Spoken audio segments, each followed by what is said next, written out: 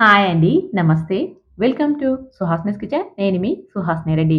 ఈరోజు మన కిచెన్‌లో నాన్ వెజ్ ప్రియుల కోసం ఒక వెరైటీ రెసిపీని తయారు చేసి చూపించబోతున్నా. చాలా చాలా తక్కువ సమయంలో, తక్కువ ఇంగ్రీడియెంట్స్‌తో తయారు చేసుకునే ఈ చికెన్ పకోడా కేఎఫ్‌సీ కంటే కూడా చాలా చాలా బాగుంటుంది. అసలు చూడండి ముక్క ఎంత బాగా ఉందో కదా! లోపల కూడా మంచిగా ఫ్రై అయిపోయి తింటుంటే 4 ముక్కలు ఎక్స్‌ట్రా తినేస్తారు. అంత టేస్టీగా ఉంటుంది.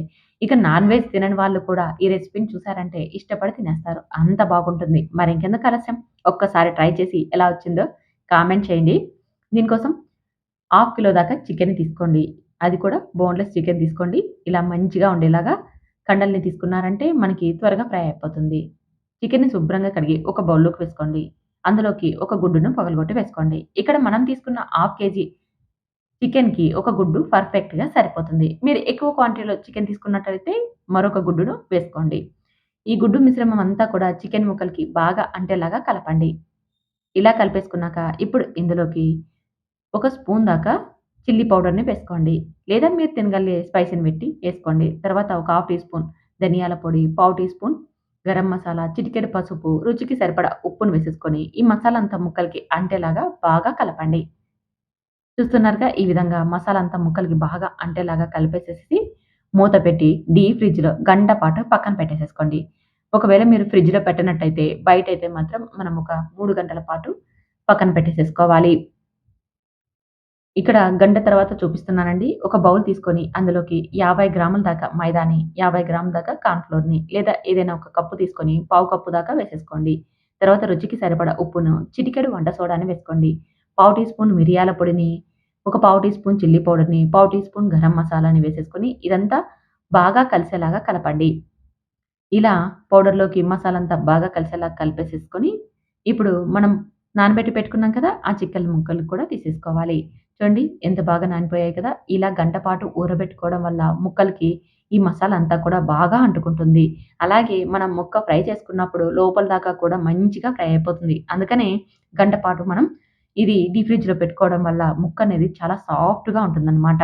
అలాంటప్పుడు మనం ఫ్రై చేసుకున్నామంటే లోపలంతా కూడా గుల్ల గుల్లగా ఉంటుంది. అందుకని మీరు 1 అవర్ డీప్ ఫ్రిడ్జ్‌లో పెట్టండి. లేదంటే 3 గంటల పాటు బయట నానబెట్టుకోండి. ఇప్పుడు మనం కలిపి పెట్టుకున్నాం కదా! ఆ పౌడర్‌లోకి ఒక్కొక్క ముక్కను తీసుకుంటూ, ఇలా ముక్కకి పౌడర్ అంతా కూడా బాగా అంటేలాగా కలపండి. అంటే ఎక్కడే కానీ గ్యాప్ లేకోకుండా పౌడర్ మొత్తం కూడా ముక్కకి అన్ని వైపులా బాగా ఈవెన్‌గా స్ప్రెడ్ అవ్వాలనమాట. అంటే ఒక లేయర్ లాగా అన్నమాట. మనం లిక్విడ్ లాగా కలిపి ఎప్పుడైనా ముక్కను ముంచుతూ ఉంటాం కదండీ మసాలాలో, అలా పౌడర్‌లో బాగా ఒక లేయర్ లాగా అంటుకునేలాగా ముంచేసి, ఇప్పుడు పటకరతో ఇలా విదిలించామంటే ఎక్స్‌ట్రా ఉన్న పౌడర్ మొత్తం పోతుంది.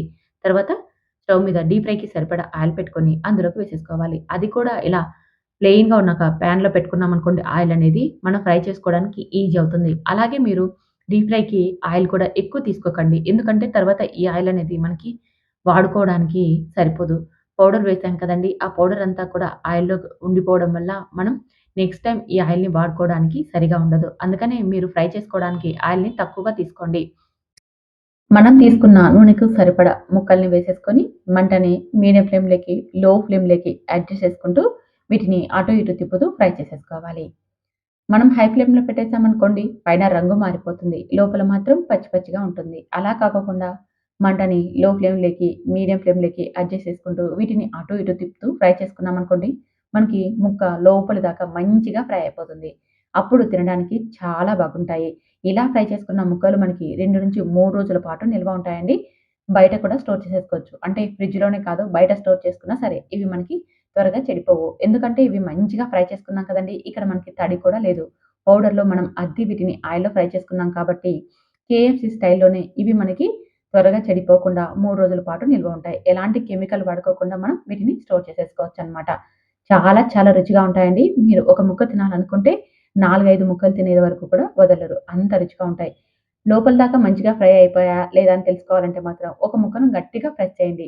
ఎప్పుడైతే ఆ ముక్కలోని పీసులన్నీ కూడా మనకి పీస్‌గా విరిగిపోతాయో అప్పుడు మనకి ముక్క బాగా ఫ్రై అయిపోయినట్టు. ఇలా అన్నీ కూడా వాయిలుగా వేసుకుంటూ మంచిగా ఫ్రై చేసి తీసేసుకోండి. నాకైతే ఒక వాయి ఫ్రై అవ్వడానికి 15-20 నిమిషాల టైం పట్టింది. ఇలా ఫ్రై చేసుకుంటూనే ఇలా ఫ్రై అయిపోతాయి. చూడండి ముక్క లోపల పీస్‌గా వస్తుంది కదా! ఈ విధంగా ఫ్రై అవ్వాలి. అప్పుడు మనకి మంచిగా ఫ్రై అయిపోయినట్టు.